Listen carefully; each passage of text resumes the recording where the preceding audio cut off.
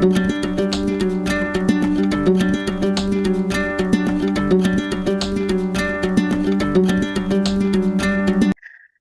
my name is Jennifer Shlomovich, and I am a vegan confidence coach. I specialize in helping vegans eliminate people pleasing so they can confidently be themselves and navigate the challenges of having a lifestyle different from the people around them. Here on my channel, The Confident Vegan, I share a variety of supportive resources, including inspiring interviews and recipe videos. Today, my special guest is Callum Weir, who is a vegan nutritionist, columnist, podcast host, and vegan chef. Callum is ready to help people eat like vegan legends using their bio-individuality. Many years ago, Callum started his journey from an unhealthy lifestyle of drinking and binging. He tried out new diets to see what worked, and nothing stuck until he discovered eating plants. This shift caused his performance and recovery to skyrocket, setting his path on a brand new trajectory. I recently discovered Callum's Instagram and podcast and really excited to have him on here today to share his story and discuss vegan nutrition with me. Welcome, Callum. Thank you for having me. Hello. Hello. Yeah, it's great to have you. I'm so glad that we connected. I know you're very busy traveling and doing all kinds of different things. So thanks for setting aside some time to have this discussion with me. No, absolutely welcome. No, I've actually been quite excited to come on as well. I love doing bits and pieces like this. This is it's so much fun. Obviously, meeting new people and things like this. Oh, great. Well, thanks again. And so, yeah, the first question I always ask my guests is, what is your vegan story? So my vegan story, weirdly enough, every time I get asked this, I seem to remember more and more down the line of things that I haven't that I hadn't I'd forgotten about that kind of have kind of pushed me towards this vegan lifestyle. And so I look back and from a very young age, I was a very, I was an animal advocate for be like, I don't want to harm animals. And I wasn't actually that much very okay with eating chicken, cow, beef, your bacon, things like that. But I ate them because it was a norm and you just did. And then there's a few things that happened during my lifetime before I transitioned to vegetarian, where I think there was always an inkling that I was going to go that way. Because I was always interested in PETA, the company. Always very interested in them, and I only discovered them through a friend, and I must have only been about 14 years old. And they were wearing a black hoodie. I remember it vividly with a cartoon chicken on saying, "I'm not a nugget." Um, and I didn't really think anything of it, but I was like, I love that t-shirt. I'd love that. But I didn't also make the connection at that point either. Like, that's a really cool jumper. And then obviously went on the website to then kind of look up what PETA was. And then obviously saw what PETA was. Didn't see any of the slaughterhouse videos or anything like that, but I was reading about them, and that kind of piqued my curiosity. But however, just carried on eating meat as I did. Didn't think too much of it, but there's a few things that happened down that line as well where I was like, oh, maybe I don't want to eat this anymore. I'd go to a sanctuary, or I'd meet another or I'd meet a vegetarian at the time, and I'd be like, oh, this is actually quite a cool lifestyle. And I think because it was a bit unique and going against the grain sometimes, I was kind of like, oh, that's a bit quirky. I love it. And I was kind of like, oh, I'd love to do that, but never really thought anything of it. And then I was like, oh, I can't remember the age of it. I went and turned vegetarian. However, at that point, I found it quite hard. So I called myself a chicketarian because I only ate chicken and then everything else. But cut out your red meats and bits and pieces like that. And slowly reverted back at one point to eating meat. However, knowing that I didn't really want to. I just did because obviously I didn't have that knowledge of how I was meant to feel and things and bits and pieces like that. And then meeting many other people, my friendship group at that point, there was a lot of vegetarians, and they're like, oh, you can try it, try these things. I was like, I really enjoyed the food, although it hadn't come as far as it has now. I really enjoyed the food, so I just carried on eating these things. I'd always pick up random vegetarian foods back then as well, without thinking about it. It was just like a natural thing to just kind of pick that up. And obviously still very interested in the whole PETA thing. I got some stickers delivered to me at one point from them, which was about like egg farming, that they were like, Hmm. "Oh, you should kind of, stick out into places, stick out on like egg cartons and bits and pieces like that." And I just had those sitting in my cupboard. So I always had that kind of, I always saw them. So I always knew what was going on. And so I decided, you know what, screw it, I'm gonna go vegetarian. Like I'm gonna go all in and go vegetarian. And obviously at this point didn't really know much about the dairy industry, didn't really know much about the egg industry, although having these stickers and knowing that eggs also weren't great.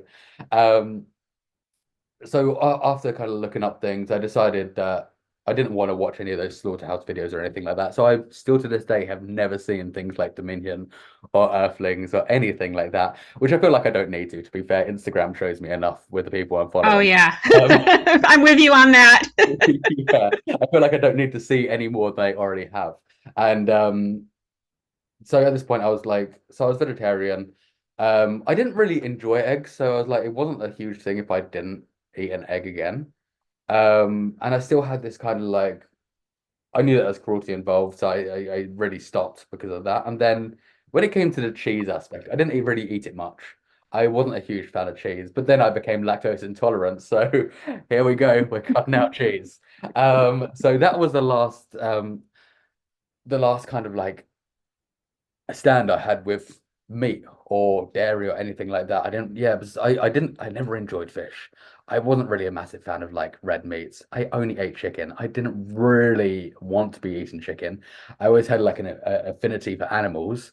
And I was like, you know what, these things combined. And after like when I look back and I was so curious from a young age about things like PETA and things like, uh, just being more driven towards the vegetarian option than I would be like the meat option. I feel like there was always that kind of, yeah, you're gonna go that way. Like you have no hope. You're going down that route.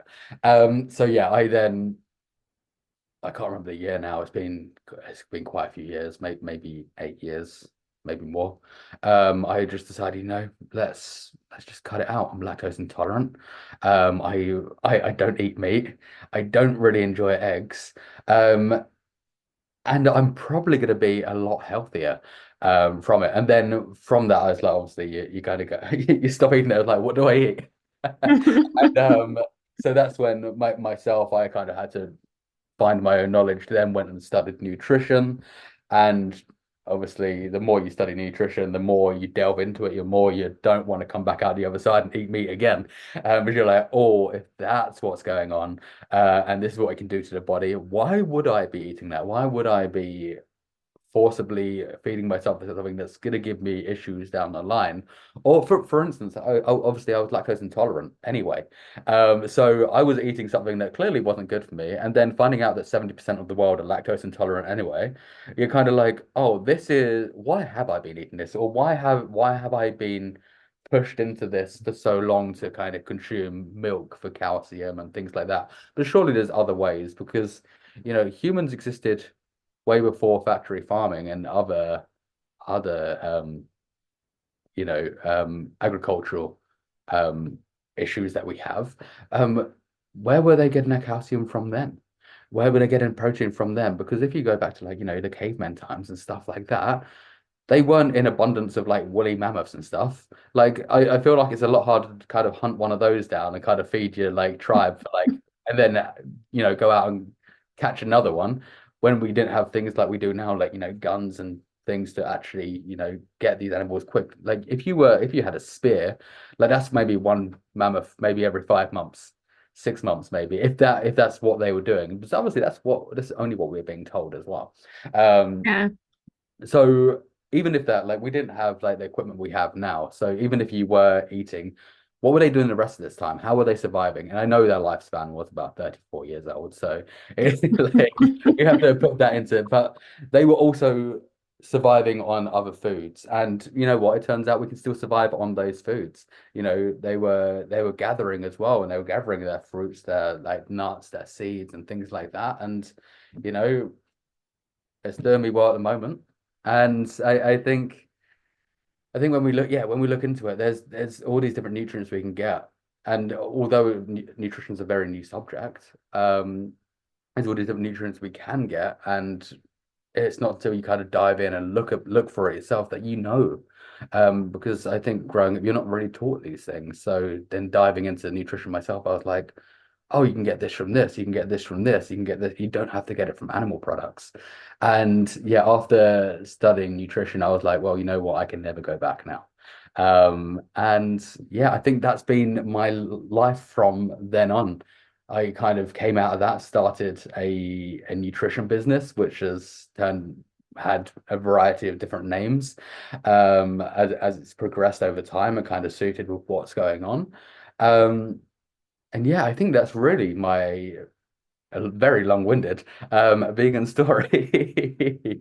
Um, yeah, like, but every time I look back now, I always realize there's something more to it. Like when I first started doing podcasts and stuff, I'd only tell them from like a certain amount of time, which was like, when you're studying nutrition. And I realized 10 years prior to that, there was something else that I was clearly interested in that's obviously led me to that journey. Yeah, thank you for sharing all that. There's a lot of pieces I can relate to with my own vegan story.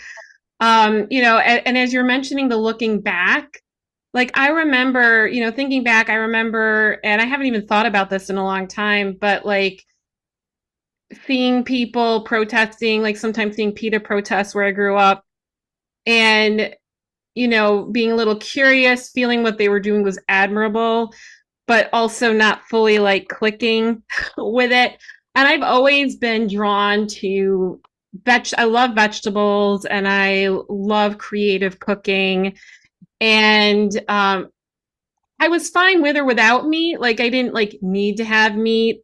Um, but it was more, this is what you grow up with, this is what everyone's doing, and that's just what I did. And then I started realizing I had a sensitivity to dairy, not lactose intolerant, but just I was having skin issues and sinus issues, and I was just looking up about food and the impact on our bodies and starting to see things differently, how things can cause inflammation.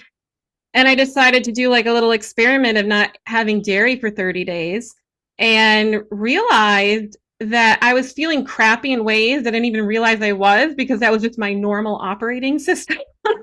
And not having dairy in my body for 30 days made me realize, ooh, I feel better without it. And during that time, I was like going on Pinterest and looking up dairy-free recipes. And then I would find a lot of vegan recipes. And then I was like, oh, this is like exciting, creative use of fruits and vegetables. And I wanted to also eat healthier in general. There was heart disease and diabetes in my family. And, having that in my genes, I didn't want to, as I got older, have those same issues. So I like the idea of eating healthier without feeling deprived. And yes, there are unhealthy vegan foods, but there's unhealthy non-vegan foods. That's one of those arguments that frustrates me. Like, oh, it's not all processed food, right? But and there was this part of me that I felt drawn to veganism, but I was like, oh, I could never do that. No one in my family is going to want to change.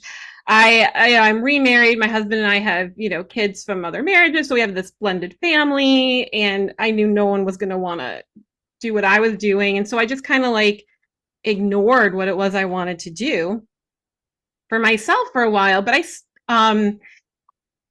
I watched one documentary. Actually, I watched a couple documentaries. I saw The Vegucated, which wasn't as bad as like the other ones, which I haven't watched, but it showed a little bit of stuff, but it talked about all the different aspects of veganism. And it was an experiment about, I think it was like 6 New Yorkers learning about veganism and the different benefits and going on this experiment. So that intrigued me. That kind of planted more of that seed.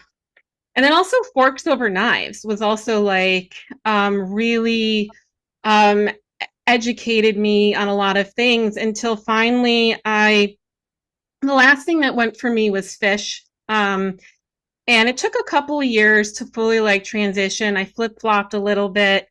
And then finally I decided there was just something in my soul screaming at me to just be vegan, because I just did not feel good eating animal products anymore. And And also like you, I never liked eggs. I mean, I'll eat eggs in a baked good, but I didn't like scrambled eggs. I didn't like hard boiled eggs. I was not into any of that anyway either, for some reason. And so before Thanksgiving, which is a huge holiday of meat eating here in the US, a couple of weeks before Thanksgiving, I put it on Facebook.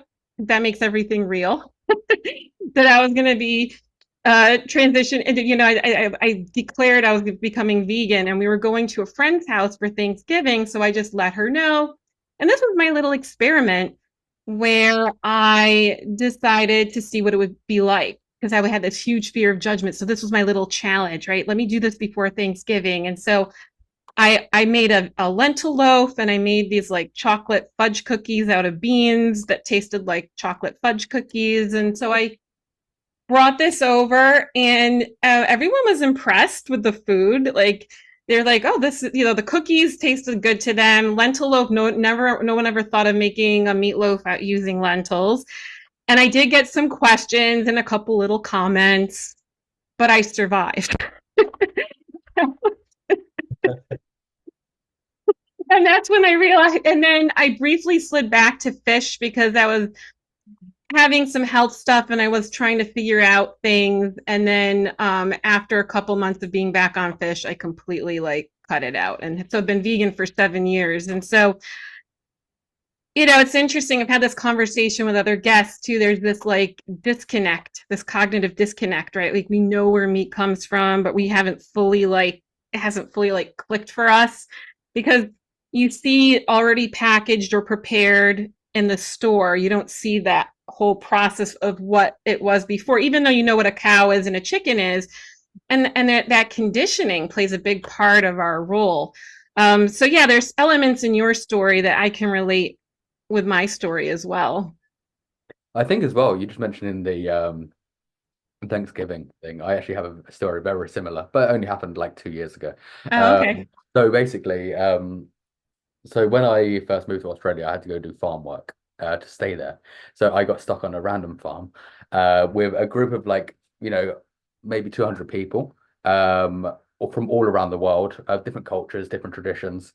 And there was only a few of us that were vegan there. But obviously it was over Christmas. So we decided that we're going to do a huge Christmas dinner for everybody. And everybody's bringing something from that culture. England doesn't really have much culture. So we just brought our roast dinner. Um, but obviously, me and my friends, my two friends I was with, both vegan as well. So we made a vegan roast dinner, and I was like, no one's going to touch it. It's going to be fine. You know what really pissed me off? Everybody ate it and everybody enjoyed it, and I didn't get any of it. Like I was like, we worked tirelessly making this beautiful like dinner that like I knew that I was gonna be able to eat. And then it turned out that everybody else there really enjoyed it too. Didn't even question it. We didn't tell them it was vegan either. Wow. And there was people from like Argentina, who a very meat orientated country, that literally devoured the whole lot. And I'm like, oh, I've got nothing for it now because everybody else has brought like, turkey and like salmon and things like that. I'm like, cool. So the food that I brought for myself is all gone. But I think it just proves that like, obviously, if you don't tell them that as well, or if you do tell them and they're curious about it, people don't mind trying it and people will actually enjoy things. Much to my dismay. Try find food on Christmas Day from somewhere else is hard. Yeah, I'm sure that's funny. And yeah, I'm sure that was frustrating, but it also at the same time it proves that point. And I think a lot of it also is flavors, right?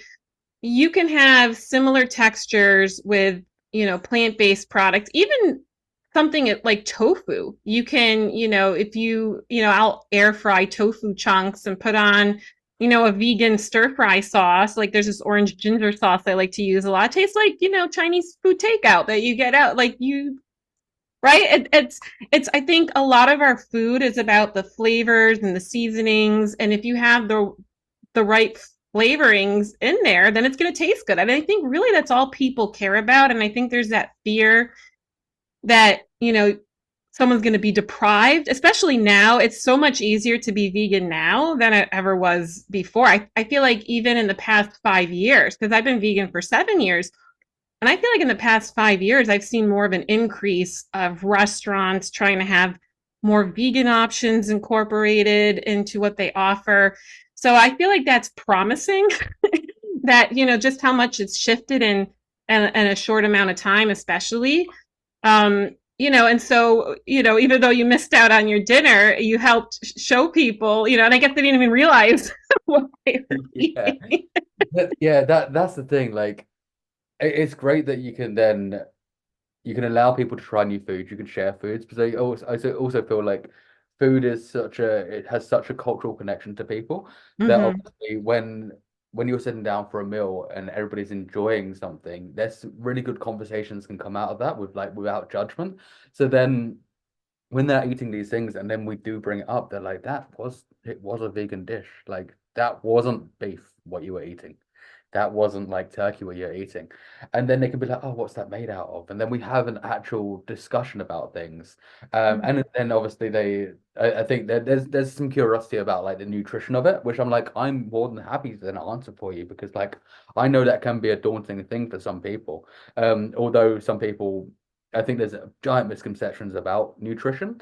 So they'll be asking things. They'll be like, "Oh, it's soy based. Is soy going to turn me into a girl?" It's not going to turn you into a girl. Um, and it's a giant misconception. But I'm happy to answer those questions. And I think when you're sitting over a meal, where you're enjoying the meal and it's like a respected conversation, that's when you'll get to get the most knowledge from people as well as like having different discussion points from these different cultures because there was people from every different part of the world around this table, and you having discussions of like misconceptions about countries because we when we grow up learning about countries we only learn what like schools tell us. We don't actually learn the realistic Mm-hmm. life of living there, let alone the food that they have there. And like obviously we're told that some of these countries are not vegan friendly or they don't have much, which we find out also huge misconception as well. Because you're having these conversations, you'll be like, oh no, we have these things here. They're not as prevalent maybe as like where obviously I live in London and Sydney, and you live in New York, where it is a very prevalent, vegan scene as well as like California and a few other places. Like you see those places and you're like, oh yeah, these are like big vegan cities, which is great. But then you go to places like, Argentina and in everybody's head, meat orientated. They have vegan restaurants. Um, Wow. and like they do have, and I was in South America for quite a few months, and they had an abundance of vegan restaurants and vegan things that I could have. I wasn't eating like salads and fries as it would have been like, 9 years ago. And just having these conversations, you realize that we're all not that different and our thoughts aren't that different because I don't think I could have sat around that was when people were like, oh, why are you vegan? I'd be like, well, it's to do with the animals, like predominantly to do with animals. After that, it's health and the environment. But I don't think anybody on the table would sit there and be like, I agree with animal cruelty and I agree with what happens because no one does. Yeah. So then we have that conversation. I'll be like, this is why I do it. And I'll be like, obviously, if you haven't have a different opinion, that's fine. But then I'll be like, no, you are right. Like what we are doing, like factory farming, things like that. It is wrong. And I think it's just having those conversations. But even if you're planting a little seed, even with the food, it's such a beautiful thing to see.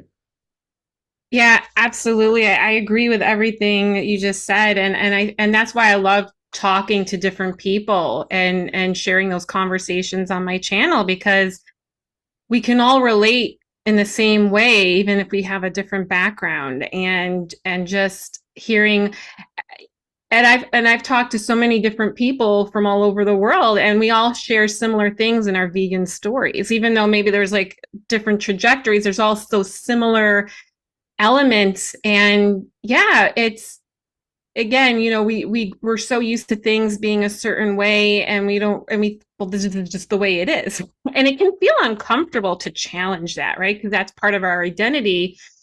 And so that can feel uncomfortable. And that's why it's important that you're doing the work that you're doing and I'm doing the work that I'm doing and we're all doing our part to help people who have those questions, who have those insecurities so that they can feel more comfortable stepping into a lifestyle that's in alignment with their values instead of living their life based on values they're told they're supposed to have, which really leads to a lot of unhappiness and can be a whole other conversation in itself. But I'm glad you brought up misconceptions because that's something I did want to talk to you about today, especially, there's a lot of common misconceptions in the vegan diet, especially around nutrition, like protein and iron and calcium. I was at a family gathering a couple of years ago, and a family member's like, "Oh, you're vegan. What do you do for protein?" And when I told him, "Oh, that's not real protein," Yeah, there is a huge amount of misconceptions around, I think, all nutrients, but it's not just veganism that gets these misconceptions as well. You go to any dietary pattern in the world and there's misconceptions about it. Mm-hmm. And so, but I feel like veganism gets more airtime than than any other. Like you go look at like things like keto, or like you go look at the carnivore diet, or you look at all these other dietary patterns that people are eating, and there's issues with it. And that's not to say there isn't issues with vegan diets. There is issues if you're eating junk food constantly. But if you're eating a whole foods plant-based diet, or a predominantly whole foods plant-based diet, you can hit everything that you need. And there is a huge misconception when it comes to a plant-based diet, mainly because of media airtime, and veganism is going to cause, you to be deficient in all these nutrients. You're not going to be able to thrive. You're not going to be able to you know, survive all the food. You're going to have to supplement constantly. You're going to supplement all your nutrients, which couldn't be further from the truth. Yes, we do have to supplement, like literally one supplement, but also at the same time, everybody should be supplementing that. It's not just vegans. Like it's a worldwide issue. So I think it's wrong of media representation and just representation in general to be like, hey, this group of people should be doing it when, everybody should be doing it, because the people that are saying these things, I don't know about them. I don't know the backstories, but if you were to go do a blood test on, a large majority of them were all going to be deficient in that same nutrient as well, which is B12. Um, and I feel like when we actually look at the studies now, vegans have higher B12 levels than anyone else in the world, mainly because we know to take it. Whereas most people assume that they're getting this from like, meat and dairy, which is supplemented to animals. Because so B12 it comes from bacteria in the soil. So it comes from cobalt and then turns into cobalamin in the soil, and then obviously it gets eaten by a cow, or used to be us, when we didn't wash our vegetables, and we still get B12. We'd still get B12 if we weren't washing our vegetables and fruits and stuff. But we would live in a civilized society now where we wash clean things. So we wash off that bacteria. However, with our farming and practices and that, we've destroyed the cobalt rich soil, which means that B12 doesn't really exist anymore in nature. So cows can't get it, sheep can't get it, pigs can't get it. They can in some parts of the world if the land hasn't been like ruined. But the majority of, especially in factory farms where the majority of people are getting their meat from, they're all supplemented to B12 and various other supplements as well, to make sure that they are getting the nutrients they need, and then obviously it then gets passed down to us, if we then eat it. So it's kind of like we're just going straight to the source. And because we are going straight to the source and we know we're going, we know we need to take it, we're having higher B12 levels than the people that just assume they're getting it when, actually when like, a cow has consumed it.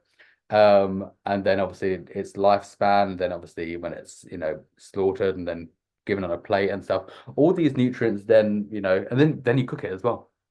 And you also lose more nutrients there. So by the end, you're actually getting very little of what you assumed you were getting. So yeah, when it comes to things like B12, yeah, I feel like it's a non-issue anymore. I feel like it was an issue at first because nobody, like, I'm guessing when we first, when veganism first came around, or eating a plant-based diet first came around, or very much came into the mainstream. It's been around, hundreds of years. Um, when it's come into the mainstream, I think that's when and obviously nutrient being a very new subject, about nutrients being a very new subject as well, that there was probably issues, but we know now that we don't, that there's things that we need to take, that we can thrive. Um, and yeah, I feel like that is, I feel like when it comes to, your nutrients, that there's, I think, 4 or 5 main ones that everybody kind of, goes in on. And I think you're probably, I think every vegan kind of hears the same, which is, protein.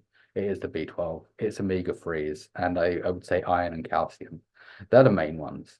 Everybody forgets that there's, like, 27 other nutrients. Um, they're like, they forget about zinc and, copper and things like that. No one ever asks about that. You never hear about copper.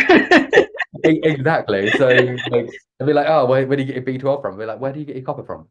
Like, where do you get your zinc from? And they're like, I don't Yeah. know. I'm like, well, if you don't question my nutrition, if you where nutrition's coming from, like, it's literally that simple. If you don't know something, don't question it, because Yeah. unless it's out of curiosity. If it's out of curiosity and you're willing to learn something, beautiful, we can have a conversation. But if you're creating a judgment based on someone's dietary patterns, when you don't know your dietary patterns yourself, or they'll be like, oh, you can't thrive on, like, a vegan diet. It's not going to be healthy for you. I was like, put down your McDonald's. And then, like, then we can have this conversation, because they'll be like, oh, it's not healthy. But I'm like, these people at the same time are eating a very unhealthy diet themselves, but just the meat version. Um, and that's not to say everybody. But the majority of people that you do get trolling you, about nutrition, are normally the people that are sitting there consuming, like, large amounts of, like, the sad diet, and then questioning the nutritional stance of somebody else, which happens a lot. But yeah, so I think the misconceptions there are, it is protein, it is omega 3, and it is calcium, and yeah, iron as well. And I think everybody has a, like, there's a right to be concerned with those things are slightly harder to get on a, well, I wouldn't say harder, they just take more thought to get on a plant-based diet. It's more of a thought process, more than, if you were to just go eat a shit ton of red meat.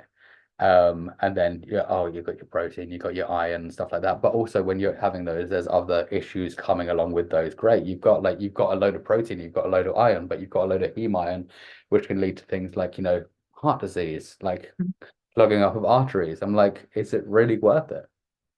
Whereas non-heme iron, it's less absorbed by the body. We know that, but we can rectify that by avoiding caffeine an hour before, an hour after, to absorb more iron, and eating our foods with an abundance of vitamin C rich foods. And then we absorb that iron. So, and that iron is better for us. Like, yeah, like, it's a bit harder to absorb for the human body. That's great. That's fine.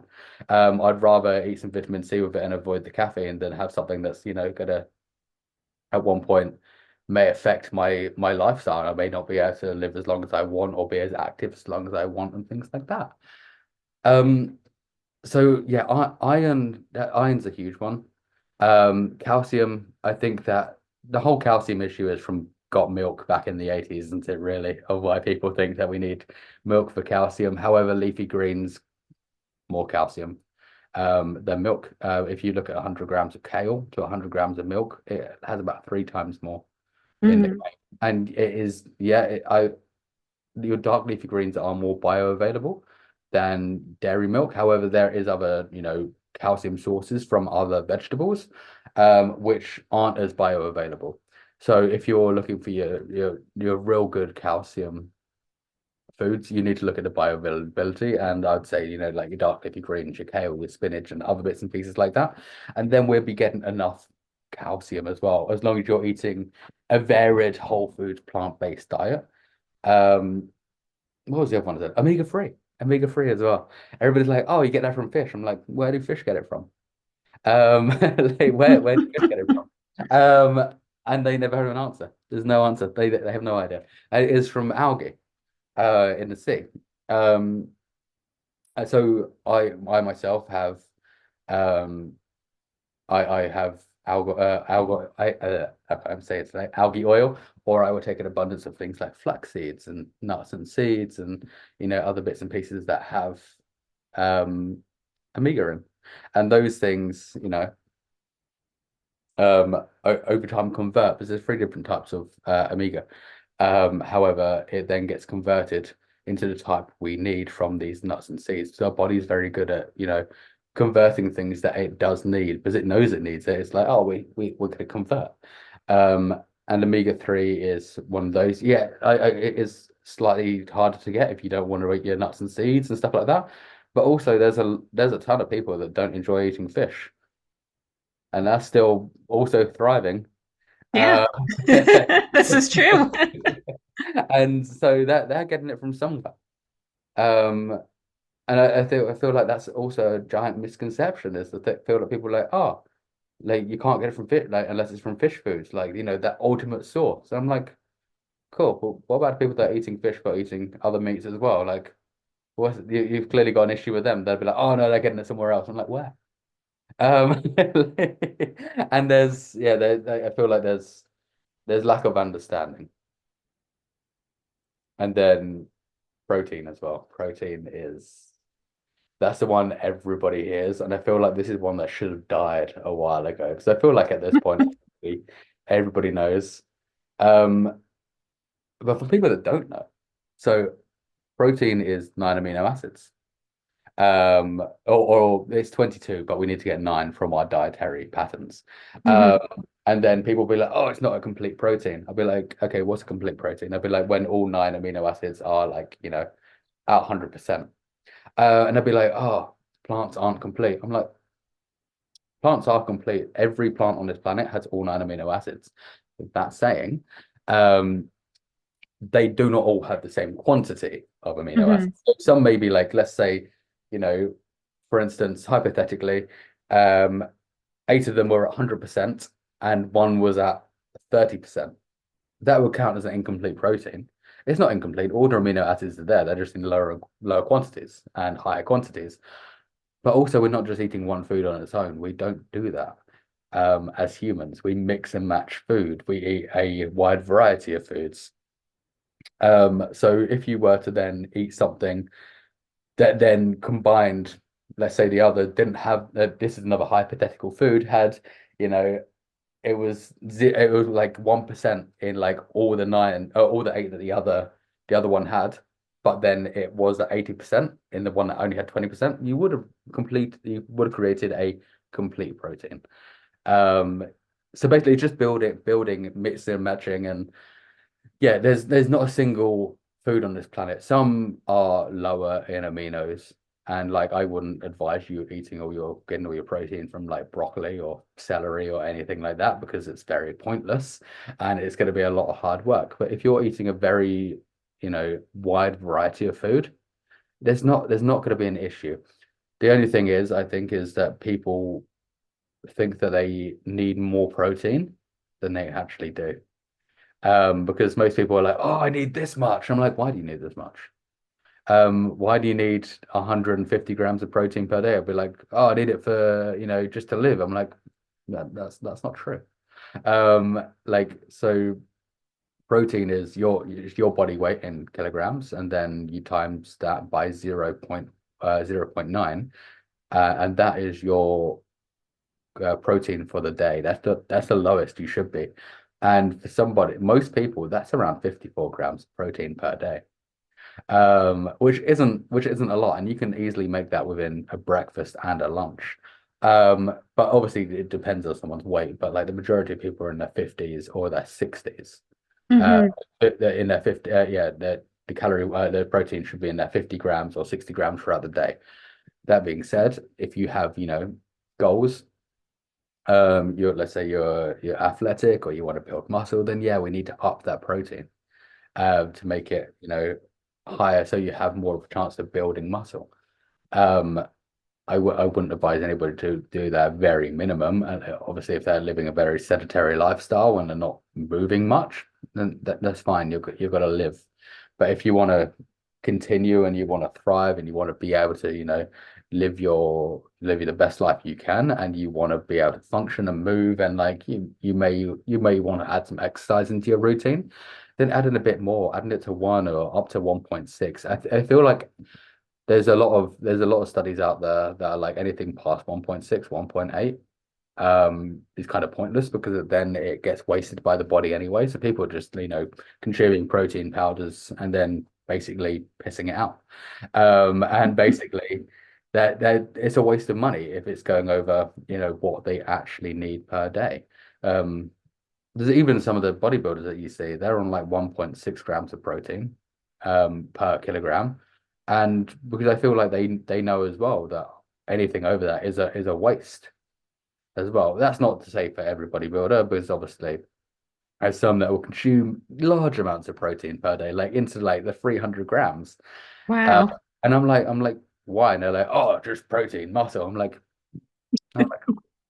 I'm like, you could do it low and get the same benefit, because a lot of that's being wasted. So, um, but also another thing that's I think, very crucial when it does come to protein as well, is that there's been a lot of studies recently that have shown that if the amino acids are comparable to those of meat amino acids, there is no difference. Wow. Um, no difference whatsoever in muscle building, or the activity they're doing, as long as the amino acids are exactly the same, no matter if it's coming from like a bunch of whole foods or it's just coming from like a steak, for instance. As long as those amino acids are exactly the same, there is absolutely no difference between. So for me, it's a no-brainer.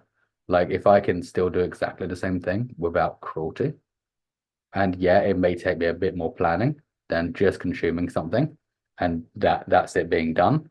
I may have like a bit of tofu and a few other bits and pieces, like some beans and like rice. Yeah, it's a bit more planning, but I don't have that added cruelty aspect to it either.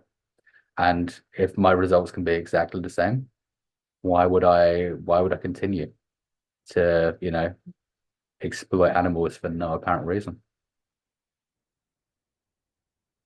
Yeah, absolutely. I'm glad because these were things that I was going to ask, and I'm glad you brought that up about how much protein we really need, because I have read how people are over consuming protein, which isn't exactly beneficial for us either. And so like you were mentioning before, people are blindly like, oh, because of protein, protein, protein, protein.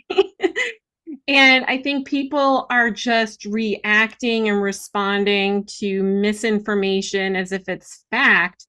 And I like what you brought up before, someone asking a question to understand more versus someone who's just looking to debate you blindly about stuff that they heard, right? Without actually knowing all of that. And also, a lot of old information still gets, used as if it's still the case. Times have changed.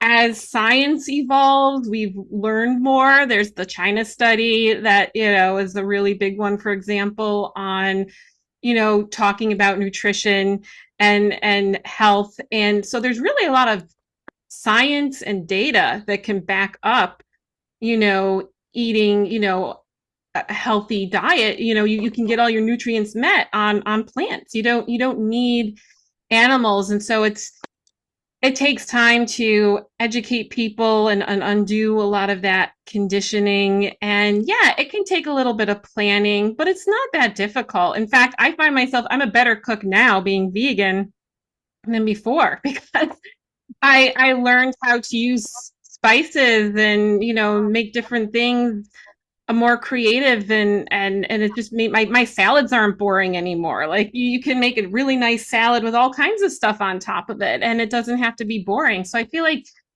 it made me a much more creative cook.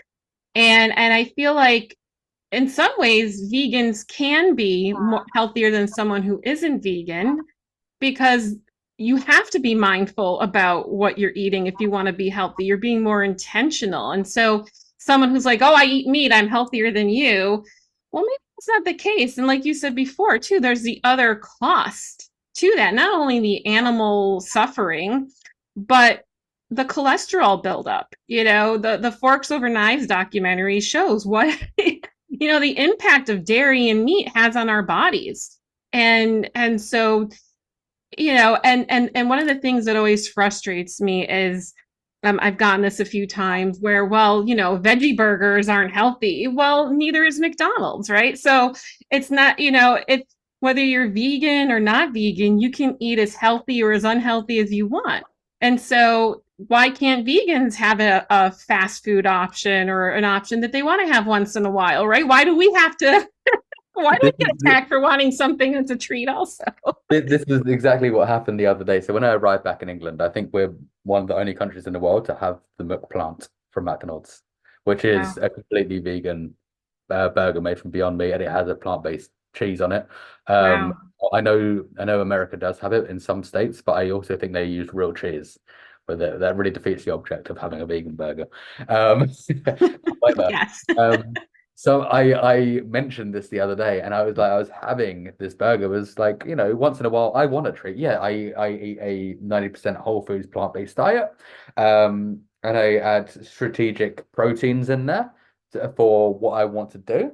However, I do want to treat myself once in a while. I don't want to, exclude pizza. Who does? Everybody loves pizza. Yeah. Pizza's great. I don't want to exclude pizza, and they have an easy option of a vegan McDonald's burger there. It's made of Beyond Meat, and somebody was like, "Well, that's not healthy for you." I was like, "I know, I'm eating McDonald's. I'm literally eating McDonald's. Like, I wasn't going out to be like, oh, this is healthy. I'm eating McDonald's. We know it's unhealthy." I was like, you should be more concerned you should be more concerned that McDonald's salads have more calories than McDonald's. That's what you should be more concerned about. Definitely. You're definitely right on that. And it's interesting too. I feel like people hold vegans on this standard, like you're vegan, you have to be healthy, right? You could be the most unhealthy non-vegan, but you will vilify a vegan if they decide to have a Beyond Burger. Like I feel like there's this like double standard that we're always like walking, which can be very, frustrating.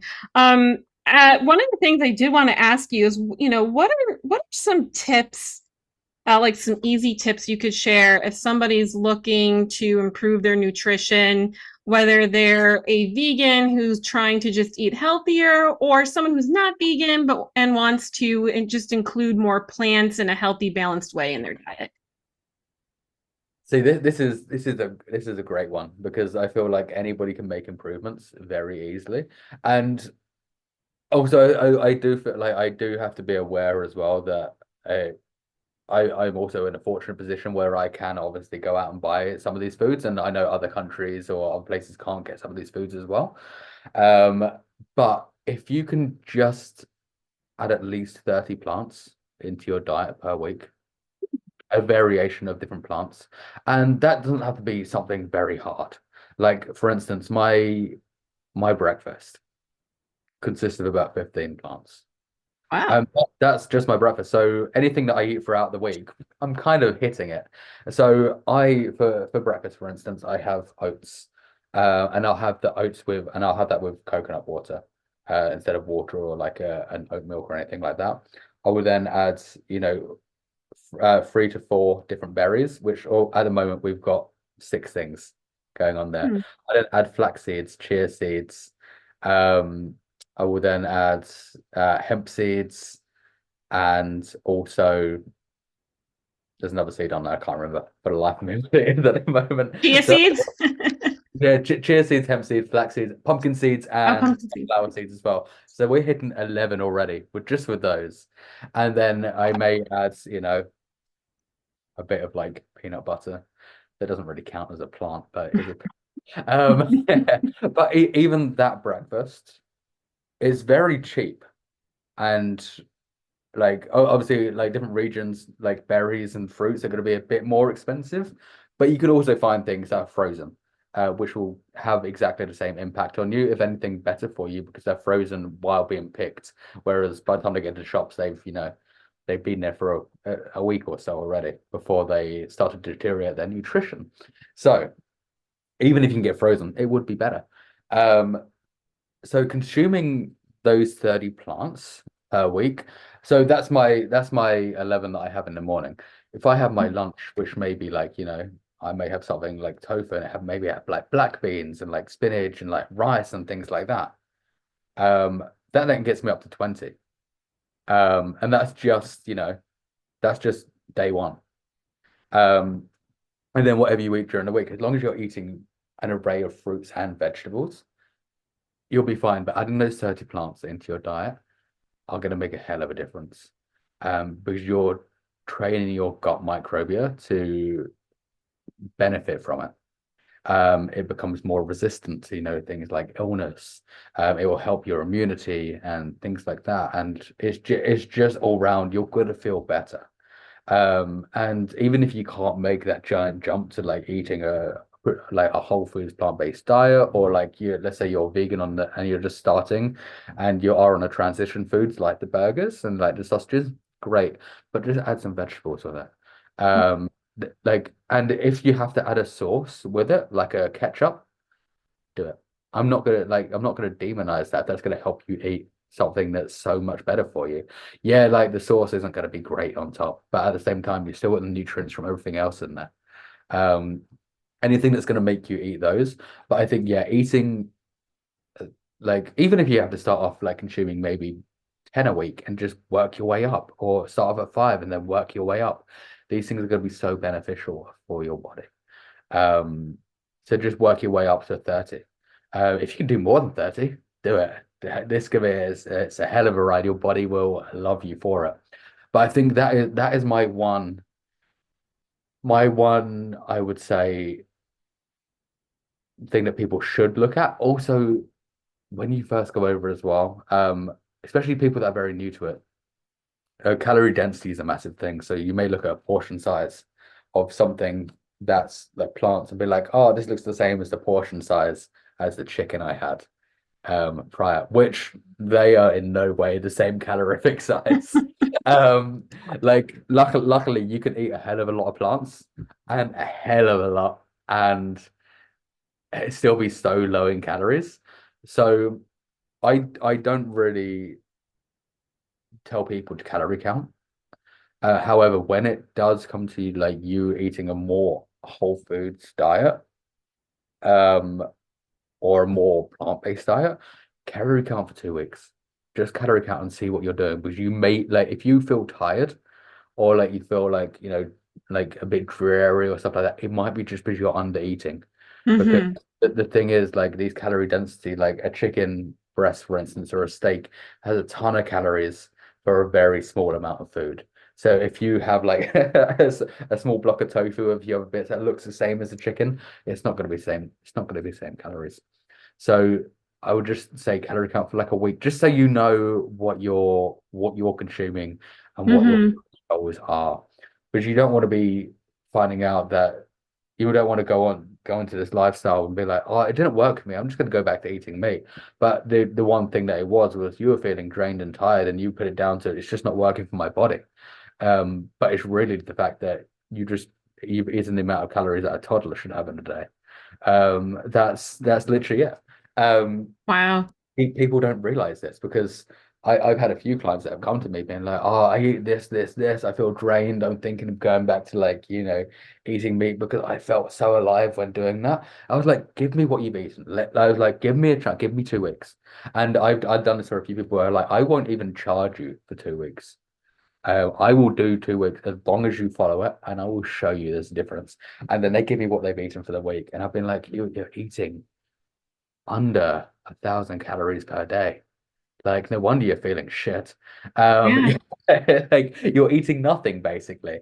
But a lot of labels they're like, oh, I've added a salad into my like diet, like my oatmeal in the morning and bits and pieces like that. But also a handful of berries is about 60 calories.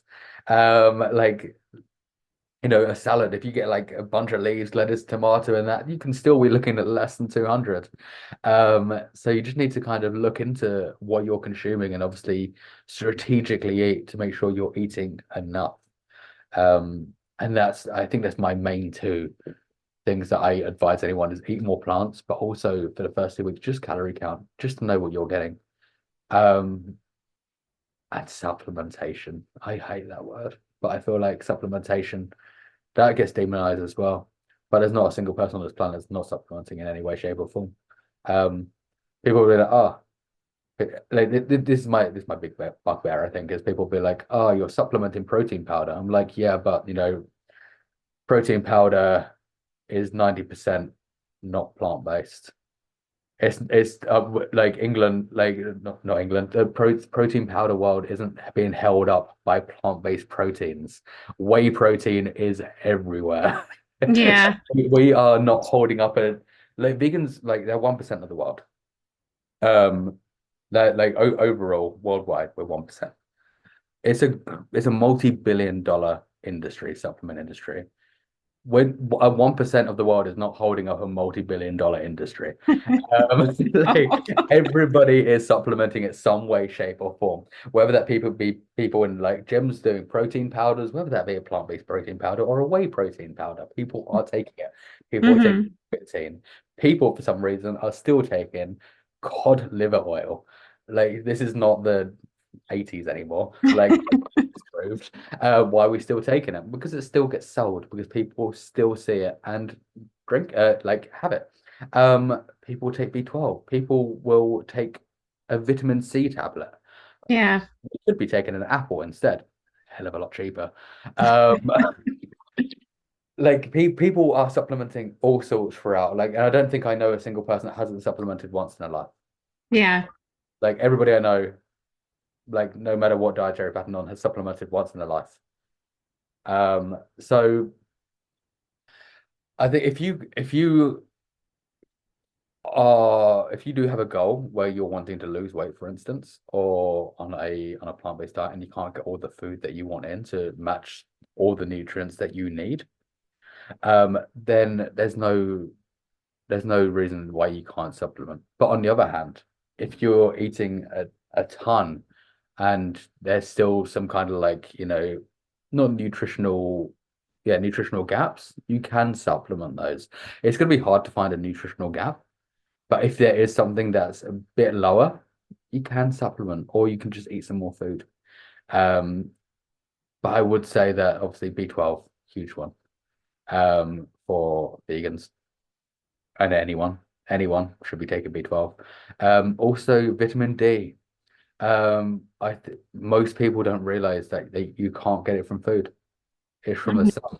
And a Yeah. lot of like I luckily I live in Australia now. At the moment I'm in England, but it's gloomy in England 99% of the time. And the majority of people are vitamin D deficient. And I think that's the same for New York as well. Is the majority of people are vitamin D deficient because it's a colder state compared to like, California, where you're getting the sun. Also, we spend a lot of our time indoors these days as well. We're not getting the sun. A lot of people spend their time in offices and bits and pieces like that and wearing a lot more layers, so we're not getting the sun. So vitamin D is crucial. It has so many, benefits, and none of us are getting out in the sun enough for it. People are scared of the sun, like me with my pale skin. I go out, it's That's scary. me too. It's like I could either go out and burn or, and so, a vitamin D supplement is amazing and it's going to be beneficial to you. The same with like, if you don't like eating, flax seeds, chia seeds, you don't want an alga oil, but you're also not eating fish, then take an omega-3 supplement, but get it from like an alga oil supplement. Don't get it from like flaxseed oils. It's not gonna give you the same benefits. Hmm. Um, get the ones from like algae oils. It may be a tiny bit more expensive, but also will last longer and be more beneficial to your body. Um, but that's the only three supplements that I would say are worth maybe like delving into. Calcium, if I don't know why anybody would be supplementing calcium. If anybody's drinking like, their oat milks or your almond milks, they're normally fortified with calcium as well. So there's not an issue there. Oh, one big one actually, which will come under the will come under the omega-3 is iodine. Iodine Hmm. is crucial for our bodies, and most people are deficient in iodine as well. And this is why this is why governments have introduced putting iodine or iodized flour into bread. So most people get it from bread, or Hmm. cows are supplemented, so it's in dairy. And also in some countries you get iodized salt now as well, because so many people aren't having iodine. And Right. is crucial for our bodies and we need it. So it's one thing that if you find that you're not having enough of, and you can easily find this out using an app like Chronometer, where you type in everything that you eat per day and it shows you the exact nutrients. If you find that you're having low iodine, take a supplement. Um, and I think that is so beneficial, more than like, the whole thought of protein. I don't worry about protein. It will sort itself. It will, it will literally sort itself. But really look into your kind of your B12, your iodine and your omega-3 and your vitamin D. I think that's the main supplements I would say are beneficial for anybody that are looking to, help themselves. Those are all really they're great tips. I like how you talked about, just because people don't think about, oatmeal as being a plant, right? And like oats and just simple things like that. Um, I feel like that's such a great tip for someone who's looking to incorporate more plants in their diet, is just start with something simple. The people I work with, I tell them all the time, progress over perfection. Because you start small, because we want to be the perfect version of whatever it is we want for ourselves, but you can't just achieve that overnight.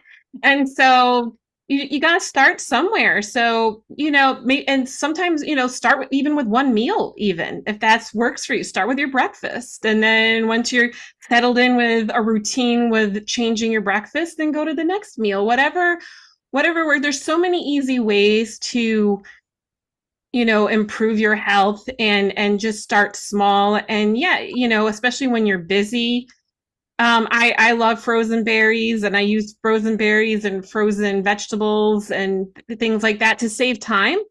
And yeah, there's so many ways to incorporate healthy eating into your diet. It doesn't have to be rocket science. It doesn't have to be difficult.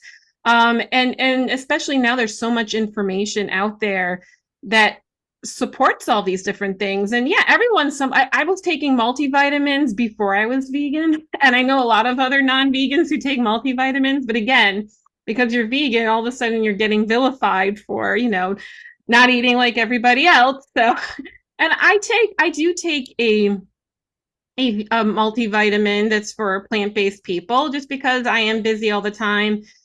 And it just makes it easier for me to know, okay, I'm taking this vitamin, this multivitamin. It helps me, stay on track as I'm trying to eat healthy during the day. But sometimes, when I get busy, I'm maybe not as able to keep up with it. But by having that multivitamin, I'm able to at least, stay on track. So I really love the tips that you shared on here, and just all the information. It's been really great having you on here. I feel like there's so much more I could talk to you about. So this is really, really great. And before we wrap up, what are some resources you'd like to recommend for viewers to check out that can help them with their nutritional journey?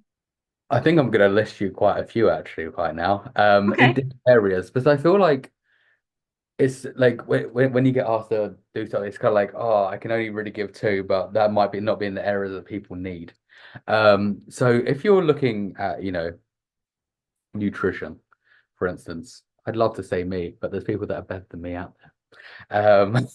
So the Proof podcast by Simon Hill, Hmm. uh, is probably one of the best ones out there.